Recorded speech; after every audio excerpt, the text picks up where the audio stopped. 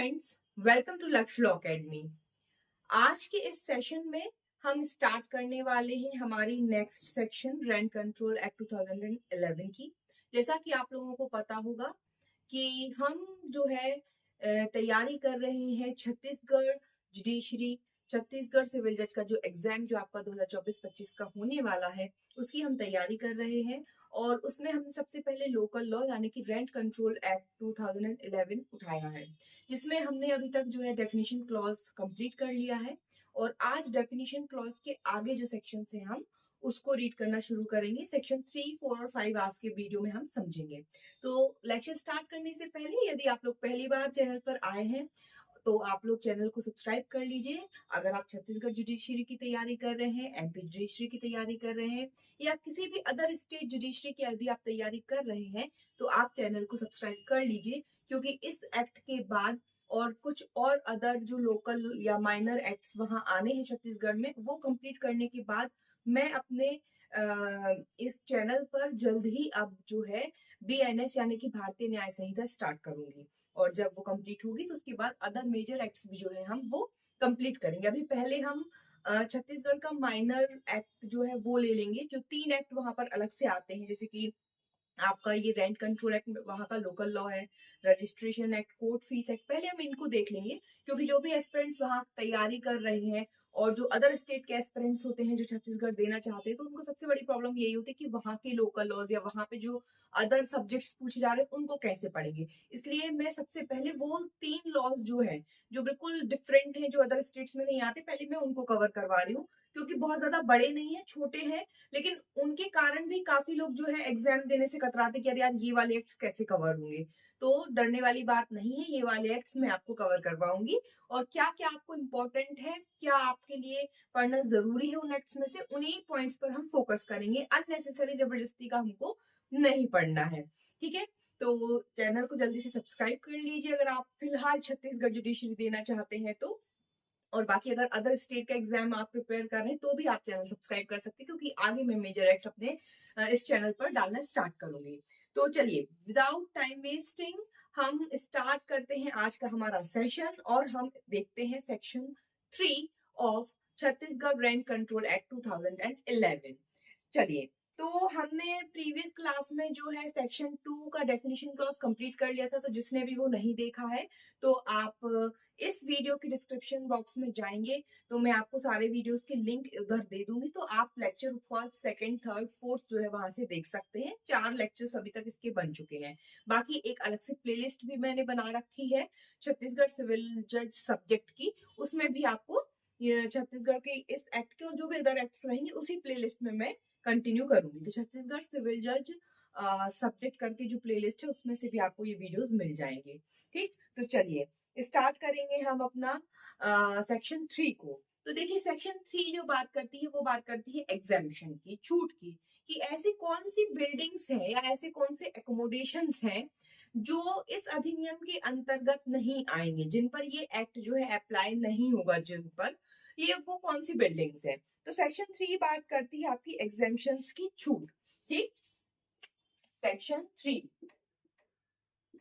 एग्जामिशन।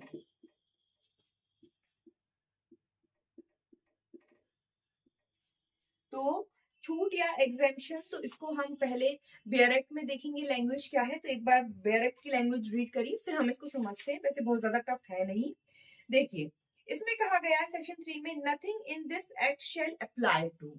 क्या कहा गया है, इस अधिनियम की कोई भी बात निम्न पर लागू नहीं होगी। मतलब ये बताया जा रहा है कि ऐसी कौन सी बिल्डिंग्स हैं जिन पर ये एक्ट लागू नहीं होगा। मतलब जो रेंट कंट्रोल एक्ट 2011 के तहत जो नहीं आएंगी वो बिल्डिंग्स कौन सी हैं, एनी एकोमोडेशन बिलोंगिंग टू और owned by any department of government and or board and or corporation promoted by and or owned by the government। क्या कहा गया है, हिंदी में भी देखते जाइए साथ में, शासन के किसी विभाग का तथा या शासन द्वारा प्रायोजित तथा या स्वामित्व के किसी मंडल का या निगम से संबंधित या उसके स्वामित्व का कोई वास स्थान। तो सीधी सी बात अगर हम इसको शॉर्ट में समझ ले तो ऐसा एकोमोडेशन, ऐसा एकोमोडेशन ऐसा स्थान जो किसके कब्जे में है, गवर्नमेंट, ठीक, जो गवर्नमेंट के द्वारा ओन्ड है या गवर्नमेंट के द्वारा उसमें कोई बिल्डिंग है जो किसी बोर्ड की है, जो किसी कॉरपोरेशन की है, वो सारी एकोमोडेशन क्या है, इस एक्ट के तहत अप्लाई नहीं होंगे, इस एक्ट के प्रोविजंस, ठीक। इस एक्ट की कोई भी बात, nothing in this act shall apply, इस एक्ट की कोई भी बात ऐसे एकोमोडेशन पे अप्लाई नहीं होगी, ऐसे स्थान पर, ऐसे स्थान पर लागू नहीं होगी जो स्थान किसका है, गवर्नमेंट पर्पज से यूज हो रहा है, ठीक है ना। इसने क्या कहा कि डिपार्टमेंट ऑफ गवर्नमेंट, कोई भी डिपार्टमेंट खुला है गवर्नमेंट का, कोई एकोमोडेशन है जिसमें गवर्नमेंट का क्या है, कोई भी विभाग खुला हुआ है, कोई भी डिपार्टमेंट है, ठीक, गवर्नमेंट का कोई भी डिपार्टमेंट, कोई भी डिपार्टमेंट हो सकता है, गवर्नमेंट बहुत बड़ी है, गवर्नमेंट के बहुत सारे ऑफिसेज होते हैं, गवर्नमेंट के कई प्रकार के डिपार्टमेंट होते हैं, तो हर प्रकार का गवर्नमेंट डिपार्टमेंट जो जिस भी एकोमोडेशन में चल रहा है, वो एकोमोडेशन छत्तीसगढ़ में छत्तीसगढ़ रेंट कंट्रोल एक्ट के तहत गवर्न नहीं होगा, ठीक। फिर उसके बाद कोई बोर्ड और कॉर्पोरेशन प्रमोटेड बाय और ओन्ड बाय द गवर्नमेंट, अगर गवर्नमेंट के द्वारा कोई बोर्ड यानी कि मंडल चलाया जा रहा है या कोई कॉर्पोरेशन यानी कि कोई निगम चलाई जा रही है, तो ऐसा कोई भी एकोमोडेशन जिसमें कोई भी गवर्नमेंट का डिपार्टमेंट चल रहा है, कोई गवर्नमेंट का विभाग है, कोई बोर्ड या मंडल कार्यरत है, कोई कॉर्पोरेशन किसी बिल्डिंग के अंतर्गत बना हुआ है, तो वो ऐसा बिल्डिंग, ऐसी एकोमोडेशन पे क्या होगा, ये जो एक्ट है आपका रेंट कंट्रोल एक्ट, ये अप्लाई नहीं करेगा, और इस एक्ट का कोई भी चीज ऐसे एकोमोडेशन पे एप्लीकेबल नहीं होगा, nothing in this shall apply, है ना। क्या लिखा हुआ है कि इस अधिनियम की कोई भी बात ऐसे एकोमोडेशन पे लागू नहीं होगी जो गवर्नमेंट का डिपार्टमेंट जिसमें खुला हुआ है, कोई बोर्ड है, कोई कॉर्पोरेशन है।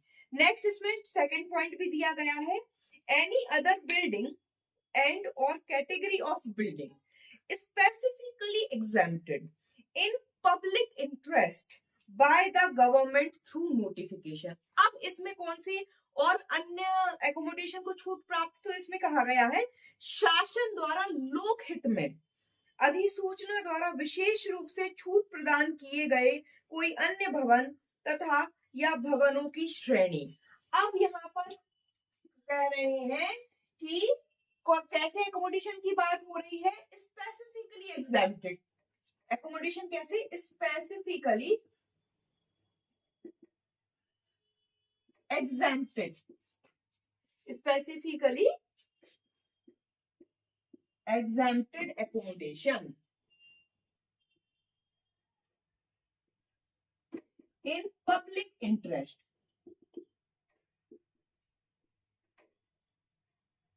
अब आपको यहाँ पे ये याद रखना है, specifically exempted accommodation in public interest, लोक हित के लिए गवर्नमेंट ने जिस भी एकोमोडेशन को स्पेसिफिकली एग्जेम्प्टेड घोषित कर दिया है बाय नोटिफिकेशन, तो वो भी छूट प्राप्त हो जाएंगे। लेकिन यहाँ पे भी ये स्पेसिफिकली एग्जेम्प्टेड जो है ये कौन कर रहा है, गवर्नमेंट ही कर रही है। तो गवर्नमेंट अधिसूचना द्वारा जिस किसी एकोमोडेशन को एग्जेम्प्टेड कर देगी, स्पेसिफिकली विशेष रूप से छूट घोषित कर देगी कि ये जो पर्टिकुलर जगह है, ये जो पर्टिकुलर एकोमोडेशन है, ये किसी फलाना फलाना पब्लिक इंटरेस्ट के हित या लोक हित के लिए इसका यूज होगा, गवर्नमेंट ऐसी संपत्ति को छूट प्रदान करती है, तब ऐसी संपत्ति पर भी आपका छत्तीसगढ़ रेंट कंट्रोल एक्ट 2011 क्या है, अप्लाई नहीं होगा, इसकी कोई भी प्रोविजन अप्लाई नहीं होंगे। अब ये तो हो गई आपकी सेक्शन 3। सेक्शन 3 से रिलेटेड जो division bench of Chhattisgarh high court की जो डिवीजन बेंच है उसका एक केस लॉ भी है, आप चाहें तो वो मेंशन कर सकते हैं। उसमें क्या डिसाइड किया गया है वो मैं आपको बता देती हूँ। केस का नाम है रमनीश कौशल वर्सेस चंपा देवी, रमनीश कौशल वर्सेस चंपा देवी, ठीक है।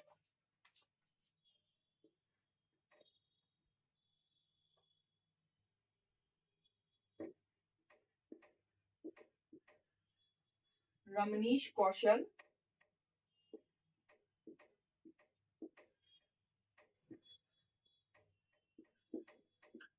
वर्सेस चंपा देवी।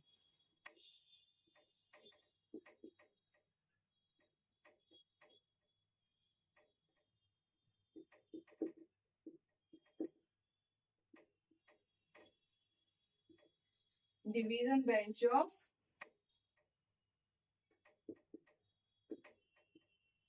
Chhattisgarh high court 2023। ठीक है, तो 2023 का ये मैटर है। रमनीश कौशल, लिख सकते हैं आप लोग, रमनीश कौशल वर्सेस चंपा देवी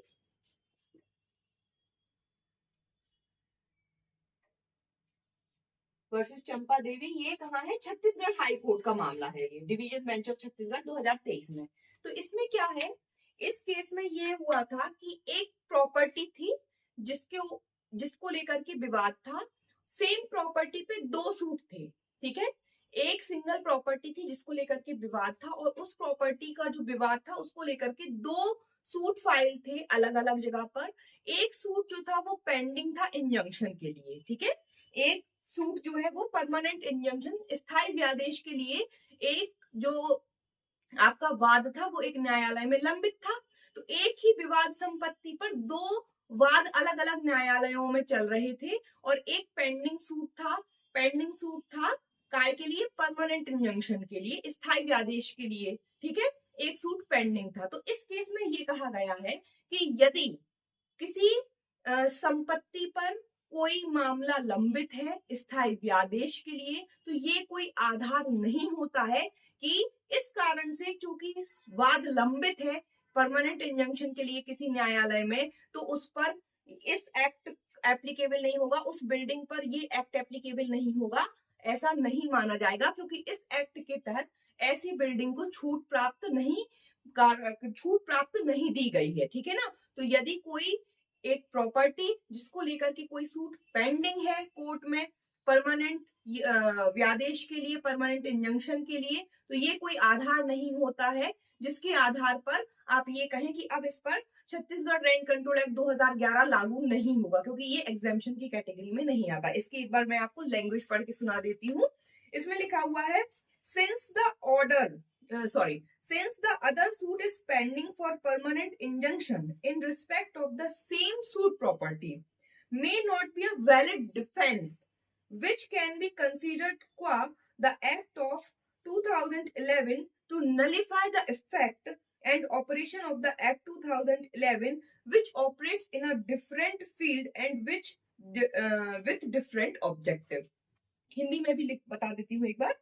चूंकि समान वादग्रस्त संपत्ति की बाबत स्थायी व्यादेश के लिए अन्य वाद लंबित है, यह एक विधिमान्य प्रतिरक्षा नहीं होगी, ये एक वैलिड डिफेंस नहीं माना जाएगा, जिसे अधिनियम 2011 के प्रभाव और संचालन को समाप्त करने के लिए 2011 के अधिनियम के अनुसार माना जा सकता है, जो कि एक भिन्न क्षेत्र में और भिन्न उद्देश्य के साथ संचालित होता है। ठीक, तो क्या हुआ है कि कोई केस जो है वो rent control act, Chhattisgarh rent control act 2011 के तहत रजिस्टर कराया गया होगा, तो वहां पर ये डिफेंस लिया जा रहा होगा कि ऑलरेडी इस प्रॉपर्टी पर एक जो है वो सूट पेंडिंग है इंजंक्शन के लिए, परमानेंट इंजंक्शन के लिए, तो वहां पर एज ए डिफेंस उसको ले रहे होंगे कि चूंकि ये डिफेंस, चूंकि परमानेंट इंजंक्शन के लिए ये सूट पेंडिंग है, इसलिए इस पर क्या है, ये एक्ट जो है लागू नहीं होगा। तो इस केस में ये डिसाइड कर दिया छत्तीसगढ़ की बेंच ने 2023 में कि नहीं, ऐसा नहीं है, ये कोई वैलिड डिफेंस नहीं है।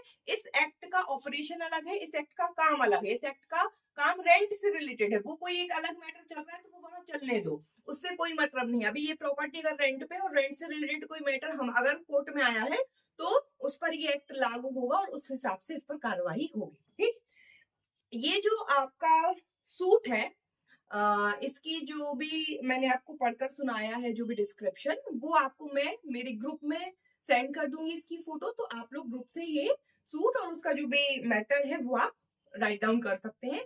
तो आप लोगों ने अभी भी अगर मेरा टेलीग्राम ग्रुप ज्वाइन नहीं किया है, तो आप लोग जो भी तैयारी कर रहे हैं वो मेरा टेलीग्राम ग्रुप जरूर ज्वाइन कर लें। टेलीग्राम ग्रुप की लिंक आपको हर वीडियो के डिस्क्रिप्शन बॉक्स में रहती है, तो आप लोग टेलीग्राम ग्रुप की जो लिंक है उससे आप टेलीग्राम ग्रुप ज्वाइन कीजिए। वहां पर आपको जो भी वीडियोस मैं आपको पढ़ा रही हूँ उससे रिलेटेड ऑब्जेक्टिव्स और जो भी साथ में केस लॉज वगैरह मैं बताऊंगी, उस केस लॉ के साथ जो भी आपको समरी वगैरह रहेगी वो आपको वहां पर अवेलेबल हो जाएगी। ठीक, तो ये होती है हमारी सेक्शन 3 कंप्लीट।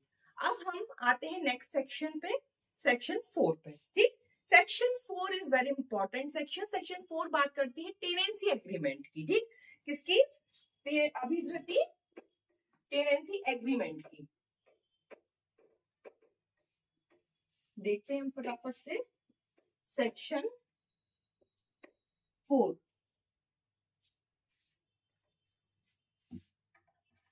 अभिधृति अनुबंध।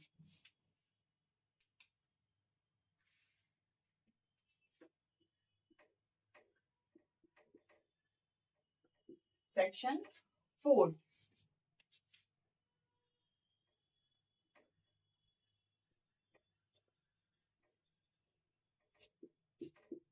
Tenancy agreement. जब टेनेंसी एग्रीमेंट का प्रावधान आया तब ये चीज कंपलसरी हुई कि अब कोई भी व्यक्ति अगर किसी का मकान किराए पर लेता है तो उसको एक टेनेंसी एग्रीमेंट बनवाना पड़ेगा। इसको आम बोलचाल में रेंट एग्रीमेंट भी बोलते हैं, किराए का करारनामा। ठीक है, तो अब बिना करारनामे के बहुत कम लोग जो है मकान किराए पर देते हैं, क्योंकि बहुत सारे ऑफेंसेस आए दिन होने लगे हैं आजकल, तो इसलिए इसको बहुत कंपलसरी बना दिया गया। और अब तो पुलिस वेरिफिकेशन भी होने लगे हैं कि आप अगर अपना मकान किसी को किराए पर देते हैं तो आप एक किरायानामा तो बनवाइए, साथ ही साथ वेरिफिकेशन भी करवाइए सामने वाले पर्सन का, ताकि आपको पता रहे कि आप किसी को यदि मकान किराए पर दे रहे हैं तो वो व्यक्ति सही है, कोई अपराधी तो नहीं है, उसके खिलाफ कोई केस दर्ज तो नहीं है, नहीं तो आगे चलकर आपको परेशानी हो। तो इस प्रावधान में सेक्शन 4 में आपको ये पता चलेगा कि टेनेंसी एग्रीमेंट कैसा होना चाहिए, किसके समक्ष देना चाहिए। जब ये टेनेंसी एग्रीमेंट, जब ये एक्ट लागू हुआ, अगर उसके पहले मकान किराए पर दिया गया है और टेनेंसी एग्रीमेंट बना है तो क्या होगा, और टेनेंसी एग्रीमेंट नहीं बना है तब क्या कंडीशन होगी। तो ये सारी बातें आपको इस सेक्शन में पता चलेंगी। तो चलिए रीड करते हैं हम इसको। टेनेंसी एग्रीमेंट आप लोग भी अपना अपना बैरेक्ट में साथ में एक बार देखते जाया कीजिए, तो आपको बहुत अच्छे से समझ में आएगा। अगर आप बैरेक्ट साथ में रख के मेरे साथ साथ रीड करेंगे और फिर एक्सप्लेनेशन को समझेंगे तो आपको बहुत अच्छे से चीज एक ही बार में क्लियर होगी। ठीक है, तो चलिए स्टार्ट करते हैं। Notwithstanding anything contained in section 107 of TPA 1882, no person shall, after the commencement of this act, let or take on rent any accommodation except by an agreement in writing। क्या कहा गया है, संपत्ति अंतरण अधिनियम 1882 की धारा 107 में अंतर्विष्ट किसी बात के होते हुए भी लिखित में अनुबंध या करार निष्पादित किए जाने के सिवाय कोई भी व्यक्ति इस अधिनियम के प्रारंभ होने के पश्चात किसी भी बात सुविधा को भाड़े पर नहीं देगा या नहीं लेगा। तो सबसे पहली बात तो ये है कि कोई भी मकान यदि आपको किराए पर देना है या आपको किराए पर लेना है, ये आपका एकोमोडेशन है, आपको इसको किराए पर देना है या किराए पर लेना है, लैंडलॉर्ड हो या फिर आपका टेनेंट हो, दोनों को ही ये कंपलसरी है कि अब इनको क्या करना होगा, एक टेनेंसी एग्रीमेंट बनाना होगा। और ये हमेशा कैसा होगा, रिटन में। तो सबसे इंपॉर्टेंट क्या है, ये लिखित में होना चाहिए, ध्यान रखिएगा। टेनेंसी एग्रीमेंट हमेशा कैसा होगा, लिखित में होगा। अब इसमें एक प्रोविजन ऐड कर दिया गया है, इन्होंने कहा कि टीपीए की, ट्रांसफर ऑफ प्रॉपर्टी एक्ट, संपत्ति अंतरण अधिनियम की धारा 107 में कुछ भी लिखा हो। धारा 107 बात करती है लीज, पट्टा। धारा 107 में आपको मिलेगा लीज या पट्टा। जब हम ट्रांसफर ऑफ प्रॉपर्टी एक्ट पढ़ेंगे तब हम समझेंगे इसके बारे में सारे प्रावधान। जो मुझसे पढ़ चुके हैं उनको पता होगा बहुत अच्छे से। तो टीपीए यानी कि टीपीए में जब हम ट्रांसफर ऑफ प्रॉपर्टी एक्ट में जो पट्टे से रिलेटेड प्रावधान पढ़ते हैं, तो ये जो एक टेनेंसी एग्रीमेंट है ये भी एक प्रकार से क्या है, इसी की कैटेगरी में आने वाली चीज है। पहले अलग से कोई एक्ट नहीं था, पहले जब किराए पर मकान जाते थे तो उसको पट्टे के तौर पर ही लिया जाता था और पट्टे के प्रावधान लागू हो जाते थे बहुत पहले। ठीक है, बट जब छत्तीसगढ़ एकोमोडेशन कंट्रोल एक्ट 1961 आ गया था, तब किराए पर संपत्ति जो भी दी जाती थी ली जाती थी वो उस एक्ट से गवर्न होने लगी, फिर उसको रिप्लेस करके हमारा ये एक्ट आ गया, तो अब इससे होने लगी। ठीक, तो इसलिए इन्होंने कह दिया कि 107 ऑफ टीपीए में कुछ भी लिखा हो हमें उससे कोई फर्क नहीं पड़ता, क्योंकि वो पहले की बात थी। जब तक ये एक्ट नहीं बने थे तब इसको भी क्या है, एक प्रकार का पट्टा माना जाता था। किराए पर कोई व्यक्ति संपत्ति देता था तो उसको एक तरह से पट्टा मानकर चलते थे। बट अब ऐसा नहीं, अब क्या है, नए नए नियम नए नए कानून आ गए हैं, तो यहाँ पर भाई कुछ भी लिखा हो, संपत्ति अंतरण अधिनियम की धारा 107 में कुछ भी लिखा हो, हमें कोई मतलब नहीं है। इस एक्ट के लागू होने के बाद कोई भी मकान मालिक और कोई भी किराएदार किसी भी मकान को ना तो लेगा ना तो देगा बिना लिखित अनुबंध के, बिना रिटन एग्रीमेंट के ऐसा काम नहीं होगा। तो टेनेंसी एग्रीमेंट के लिए पहली शर्त क्या है? रिटन एग्रीमेंट होना चाहिए। ठीक, कोई पॉइंट छूटा तो नहीं इसमें? No person shall after commencement act of this act take all and any except written agreement. Okay, ठीक, तो इतनी चीज क्लियर हो गई। नेक्स्ट पॉइंट देखिए अब, subsection 2, where in relation to a tenancy created before the commencement of this act. अब बात कर रहे हैं कि जब ये एक्ट लागू नहीं हुआ था उसके पहले टेनेंसी क्रिएट हो चुकी है तो क्या होगा? तो इन्होंने उसको दो कंडीशन में बांट दिया। ठीक, बिफोर दिस एक्ट, ध्यान रखिएगा, before the commencement of this act. ठीक, ये कह रहे हैं कि जब ये एक्ट लागू नहीं हुआ था उसके पहले जब किराएदारी हो चुकी है तो क्या? तो उसमें भी इन्होंने दो कंडीशन में बांट दिया, पहली कंडीशन और दूसरी कंडीशन। देखते हैं हम क्या है, देखिए पहली कंडीशन है an agreement in writing was already entered into. जब ये एक्ट नहीं भी था, जब ये एक्ट लागू नहीं भी हुआ था, कमेंस नहीं भी हुआ था, उसके पहले दो लोगों ने आपसदारी में टेनेंसी की, तो पहली कंडीशन उनने क्या है? रिटन एग्रीमेंट करवा लिया। भाई पढ़े लिखे होंगे, हो सकता है लॉ के स्टूडेंट्स आए हो, तो उन्होंने क्या है? रिटन एग्रीमेंट भाई करवा कर रखा था, पहली कंडीशन। और दूसरी में है आपको कि no written statement, no written agreement. ठीक, तो पहली कंडीशन में कहा गया है कि अगर उनके बीच में ऑलरेडी रिटन एग्रीमेंट था तो क्या करेंगे? ऑलरेडी अगर उनके बीच में था, entered into shall be filled before the RC. तो अगर ऐसा कोई रिटन एग्रीमेंट इनने बनवा कर रखा था इसके आने के पहले, तो ये ऐसे एग्रीमेंट को क्या करेंगे? अब उसको आरसी यानी कि रेंट कंट्रोलर के समक्ष प्रस्तुत करेंगे इस एक्ट के आने के बाद। ठीक है, यहाँ पर ये प्रोविजन क्यों दिया है? ये प्रोविजन इसलिए दिया है क्योंकि बहुत से लोग ऐसे हैं जो 2011 से पहले किसी मकान में रह रहे होंगे और जब ये एक्ट आया होगा तब की कंडीशन बताई गई कि भाई ऐसे किराएदारों के लिए क्या उपबंध माना जाएगा जो ऑलरेडी 2011 के पहले रह रहे थे। सपोज कीजिए किसी ने 2009 में कोई मकान किराए पर लिया होगा, 2010 में कोई मकान किराए पर लिया होगा, उसके बाद 2011 में जब ये एक्ट आ गया तो 2010 में किसी पार्टी ने मकान किराए पर लिया किसी व्यक्ति से, मकान मालिक से, उन दोनों ने एक रेंट एग्रीमेंट तो बनवा कर रखा था। उसके बाद सडनली ये एग्रीमेंट आ गया, तो उनके लिए क्या प्रावधान है? तो उनके लिए फिर ये प्रावधान है कि अब वो क्या करेंगे? ये जो रिटन एग्रीमेंट उन्होंने बनवा कर रखा था, तो अकॉर्डिंग टू दिस एक्ट वो इस एग्रीमेंट को रेंट कंट्रोलर के पास जाकर के जमा करेंगे। ठीक है, फिल्ड बिफोर रेंट कंट्रोलर। इस अधिनियम के प्रारंभ होने के पूर्व जहां अभिदत्ति प्रारंभ हुई हो तो इसके संबंध में पहला पॉइंट, यदि कोई अनुबंध पहले ही निष्पादित हो गया हो तो उसे भाड़ा नियंत्रक के समक्ष दर्ज या फाइल किया जाएगा। ठीक, तो आपको क्या करना है? अगर ऑलरेडी रेंट एग्रीमेंट है तो आप रेंट कंट्रोलर के पास जाकर के फाइल कराइए। सेकंड कंडीशन जो मैंने आपको बताई कि no agreement in writing was entered into, the landlord and the tenant shall enter into an agreement in writing with regard to that tenancy and file the same before the rent controller. Simple सी बात है, written agreement था तो आपको सहूलियत थी, उठाइए जाइए रेंट कंट्रोलर के पास जमा कर दीजिए। अब रिटन एग्रीमेंट नहीं था तो भैया पहले आप रिटन एग्रीमेंट बनवाएंगे, पहले आप इसको रिटन एग्रीमेंट को बनवाइए दोनों लोग, उसके बाद जाके आरसी के पास फाइल कीजिए। सिंपल। ठीक, तो जब ये एक्ट कमेंस नहीं हुआ था उसके पहले ही आप मकान किराए पर लिए थे, बाद में ये एक्ट आ गया, तो अगर रिटन एग्रीमेंट हुआ था तो उसको उठा करके आरसी के पास ले जाना है, नहीं बनाया था तो बनाइए और फिर उसके बाद आरसी के पास ले जाइए, रेंट कंट्रोलर के पास आप उसको फाइल कीजिए।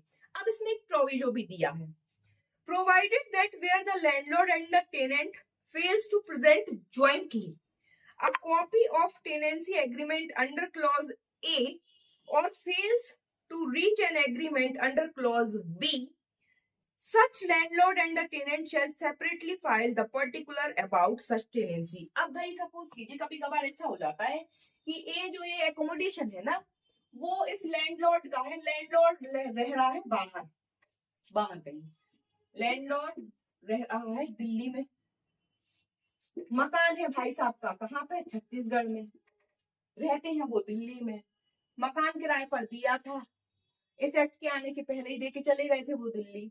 तो अब वो कह रहे हैं अब इनके बीच में अगर रिटन एग्रीमेंट था तो इन्होंने क्या कहा कि इनको क्या करना है, जाके आरसी को जमा करना है दोनों लोग को। अब अगर ये लोग ज्वाइंटली नहीं कर पा रहे हैं, ये कह रहे हैं कि अगर ऐसी कोई सिचुएशन फंस रही है कि लैंडलॉर्ड और टेनेंट दोनों ज्वाइंटली मिलकर के रेंट कंट्रोलर के पास नहीं जा पा रहे हैं फाइल करने के लिए, तो भैया सेपरेटली चले जाओ, अलग अलग जाके चले जाओ जब टाइम मिल जाए। इस कंडीशन में जहां एग्रीमेंट नहीं बना था तो कह रहे हैं कि दोनों मिलके बनवाओ फिर जमा करो, नहीं बनवा पा रहे हो दोनों मिलके सेपरेटली कर लो, ठीक है। तो क्या है यहाँ पर कि इफ jointly not possible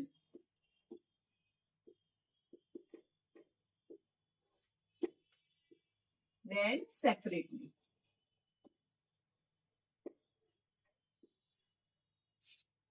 ठीक, अगर आप ज्वाइंटली नहीं दे पा रहे हो, आरसी के पास जमा नहीं कर पा रहे हो, नहीं बनवा के दे पा रहे हो, तो अलग अलग चले जाओ, लैंडलॉर्ड और टेनेंट क्या करें भाई, अलग अलग चले जाएं, ये कहा गया है इसमें, ठीक है। दोनों कंडीशन में, ए में और बी में, रिटन एग्रीमेंट ऑलरेडी बना हुआ है, बस जमा ही करना है, लेकिन नहीं कर पा रहे भाई, ये दिल्ली में है, ये वहां है, अब जब ये आएंगे तब कर देंगे। तो इन्होंने कहा जब, क्योंकि यहाँ पर कोई टाइम पीरियड प्रिस्क्राइब नहीं करा दिया आपको कि इस एक्ट के कमेंसमेंट के इतने दिन के अंदर यदि कोई लिखित है तो इतने दिन के अंदर आरसी के पास जाना है, यदि लिखित नहीं है तो इतने टाइम के अंदर बनवाना, ऐसा कोई टाइम नहीं है, बस लेकिन आपको क्या करना है, फाइल करना है। तो आप जब ये आएंगे दिल्ली से वापस तो ये कर देंगे, ये अभी आप वहां पर हो तो आप कराइए, तो ये वाली बात हो गई, ठीक। अब इसमें एक सबसेक्शन 3B है, every agreement referred to in subsection 1 or required to be executed under subsection 2 shall be in such format and in such manner and within such period as may be prescribed।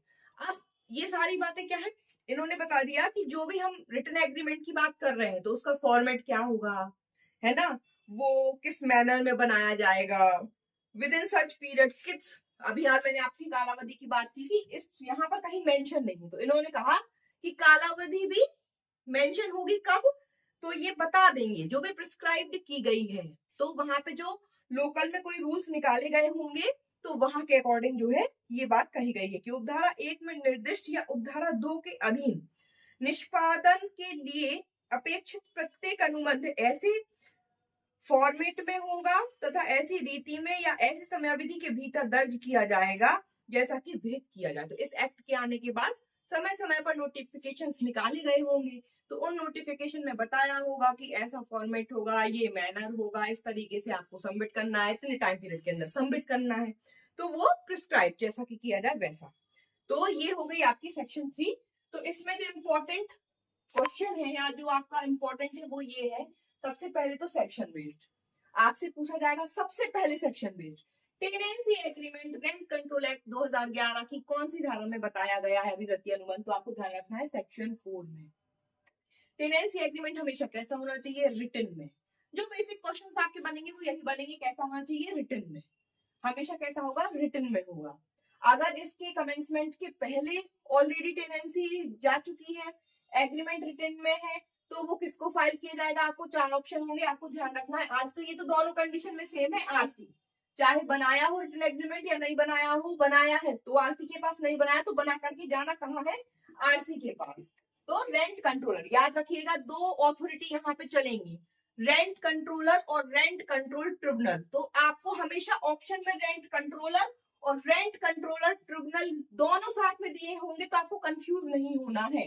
Tenancy agreement कहाँ जाएगा, rent controller के पास, tribunal में कोई नहीं पहुंचेगा agreement लेके, थोड़ा सा दिमाग लगाइएगा।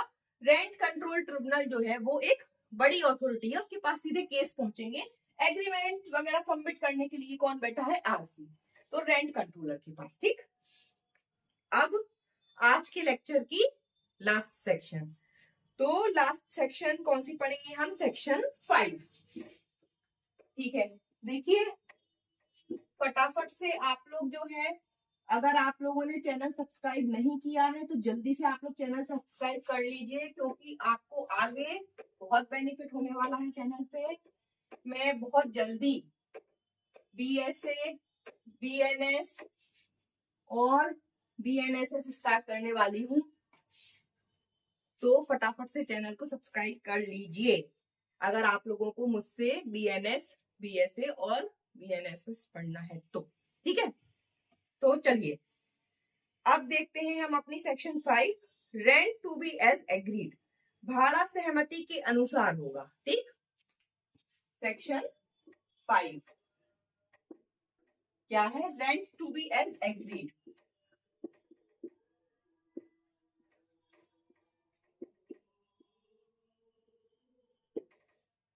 हेडिंग से ही पूरी सेक्शन समझ में आ रही है। Rent to be as agreed, भाड़ा कैसा होगा? सहमति से होगा। सहमति किसकी होगी भाई? मकान दो लोगों के बीच की बात है, मकान मालिक और किराएदार। तो यहाँ पर हमेशा दो पार्टीज आपकी रहनी है, लैंडलॉर्ड और टेनेंट। तो इन दोनों की सहमति से ही क्या होगा? भाड़ा डिसाइड होगा। भाड़ा डिसाइड करने वाला और कोई तीसरा पर्सन नहीं होगा। तो भाड़ा हमेशा कैसा होगा? जो ये दोनों आपसी सहमति से तय करेंगे वो होगा इनका रेंट। ठीक, पढ़ते हैं एक बार हम लैंग्वेज अंदर। The rent payable for any accommodation shall, subject to other provisions of this act, be such as may be agreed upon between the landlord and the tenant, and it shall not include the charges payable for amenities which may be agreed upon separately and shall be payable accordingly। क्या कहा गया है इसमें? किसी वास सुविधा के लिए देय भाड़ा इस अधिनियम के अन्य प्रावधानों के अधीन रहते हुए ऐसा होगा जैसा कि भवन स्वामी और किराएदार के बीच तय किया जाए, तथा इसमें सुविधाएं जो पृथक तौर पर तय की जाए के लिए देय प्रभार शामिल नहीं होगा तथा तदनुसार देय होगा। तो देखो इतनी चीज तो आप लोगों को समझ में आ गई होगी कि जो रेंट है किसी एकोमोडेशन का वो कितना होगा, जो ये दोनों पर्सन क्या करेंगे? डिसाइड करेंगे। जो लैंडलॉर्ड और टेनेंट डिसाइड करेंगे रेंट उतना होगा। ठीक, अब इसमें एक लाइन जुड़ी है कि इसमें इंक्लूड नहीं होगा, रेंट में इंक्लूड नहीं होगा। रेंट में इंक्लूड क्या नहीं होगा? कोई भी चार्ज किसी सेपरेट एमिनिटी के लिए, क्या? Not include any charge for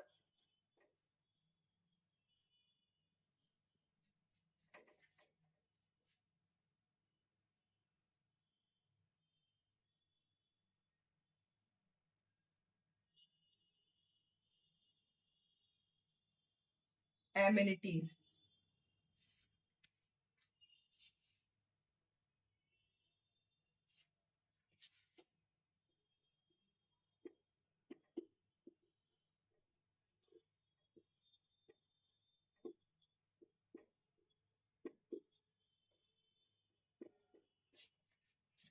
पृथक सुविधा के लिए कोई भार, पृथक सुविधा के लिए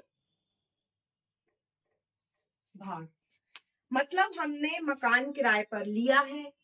जब हम मकान किराए पर लेते हैं तो जो बेसिक चीजें होती हैं वो तो ऑलरेडी इंक्लूड होती ही है, लाइट है, पानी है, जो बेसिक चीजें होती हैं वो तो इंक्लूडेड होती हैं। लेकिन अगर हमने कोई पर्टिकुलर कोई और फैसिलिटी मकान मालिक से तय की है कि आप हमें कोई पर्टिकुलर फैसिलिटी भी प्रोवाइड करेंगे, तो अगर आपस में इन दोनों ने कोई पर्टिकुलर कोई और सुविधा तय कर ली है तो उस सुविधा के लिए कोई अलग से चार्जेस इंक्लूड नहीं होगा कभी भी रेंट के अंतर्गत।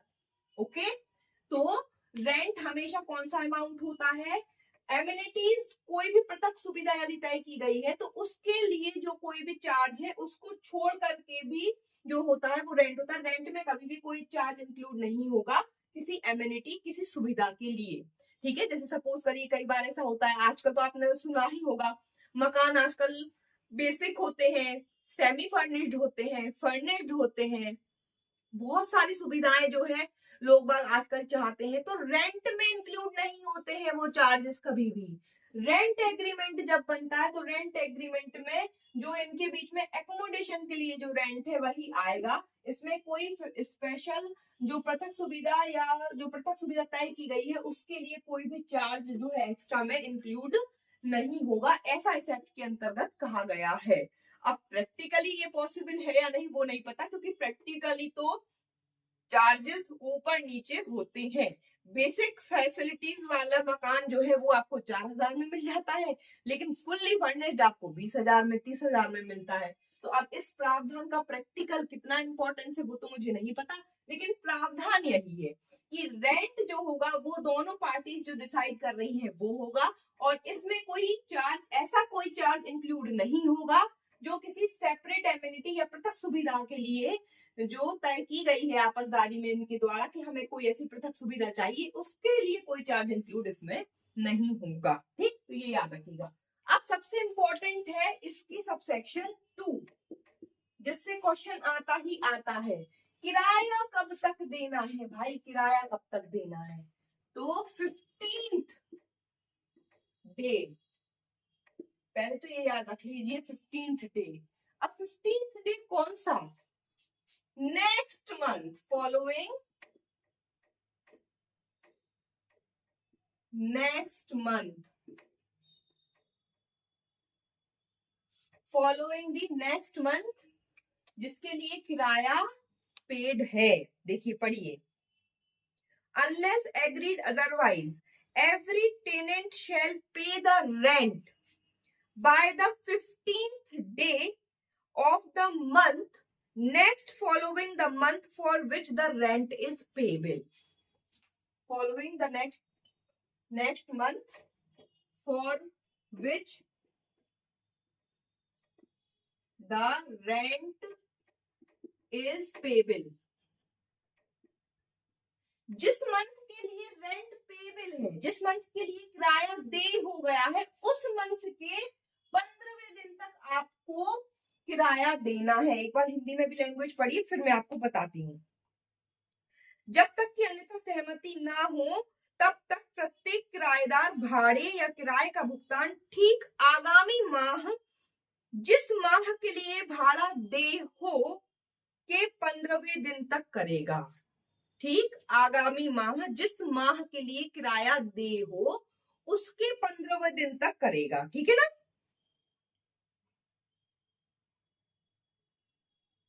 तो यहां पर कहा गया है कि सपोज करिए जनवरी